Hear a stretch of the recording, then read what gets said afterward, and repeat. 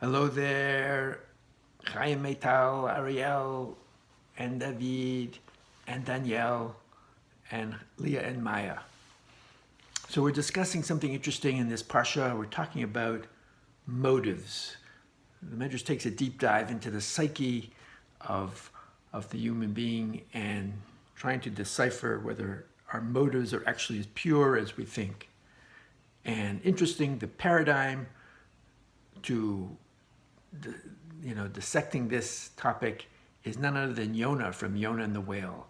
We all think of Yonah, if you know the story, that he had very pure motives. After all, he was afraid that if he went to Nineveh and the people repented, that it would make the Jews look bad. Because we often don't listen to our prophets, and we've had many passionate and powerful prophets, and we don't always listen to them. And second of all, he knew that Nineveh was an Assyrian city, and eventually Assyria was going to come and destroy the northern kingdom. And so he didn't want to be on their side.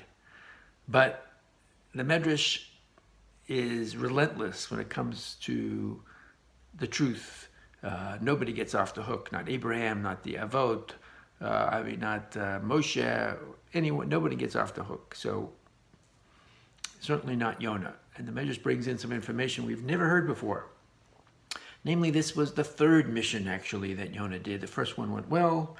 The second one, there was some kind of a crisis in Jerusalem that the Jews had to listen to Yonah, and they did, and it was averted. But an interesting fallout happened for Yonah personally. Some people said, why did you cry doomsday for us? Everything turned out well. Perhaps you're not a legitimate prophet. You're just a doomsayer.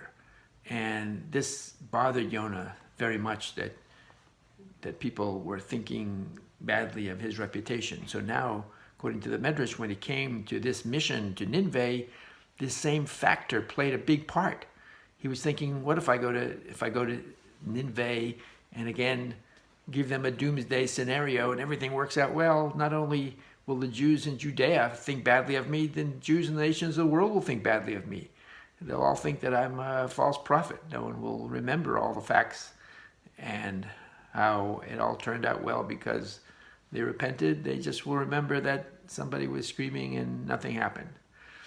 So it's very interesting. Nineveh, of course, Yonah just decides to run away from God. He goes to the port city of Yaffo, and he wants to get on a boat because he sort of feels that once he's on the high seas, according to Midrash, will be sort of out of range. God won't be able to communicate with him anymore. He'll be free from all this that's haunting him. But yet, there are no boats to be found. But way in the distance is a tiny speck. It looks like there's a boat coming in, but it'd probably take 2 days. So God does a miracle, and he brings this big wind, and the boat comes right away. And Yonah is elated. He's so happy, according to the Midrash, that he gets on the boat and he pays his fare, even though you're not supposed to pay the fare until you get off the boat. And what the irony is here is that God was sending him a message saying, Yonah, I love you, I'm with you, I'm at your side, I'm helping you. I know what you're going through. But Yonah misread the message, and he was so elated because he said, this is a sign that I'm doing the right thing, that running away from God is the right thing, and getting on the high seas will affect what I want, of cutting off communication with God. Of course, eventually we know the story that there was a big storm and all the people in the boat were praying to their own God, and Yonah knew deep down that he was the cause of it. And so he realized, okay, I'm not out of range. God is still talking to me, and God saved him, and he repented. The question now is, so why do we read this on Yom Kippur? I guess it's really where I started.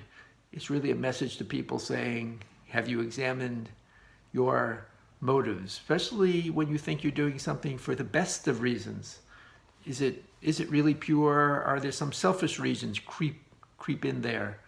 And it's very interesting that on Yom Kippur, Mincha, Haftorah, it's read because this is the day that we're reflecting on our deeds, and this is the day when we have to sort out what we did, what's right and what's wrong, why did we do things, what's the real reason.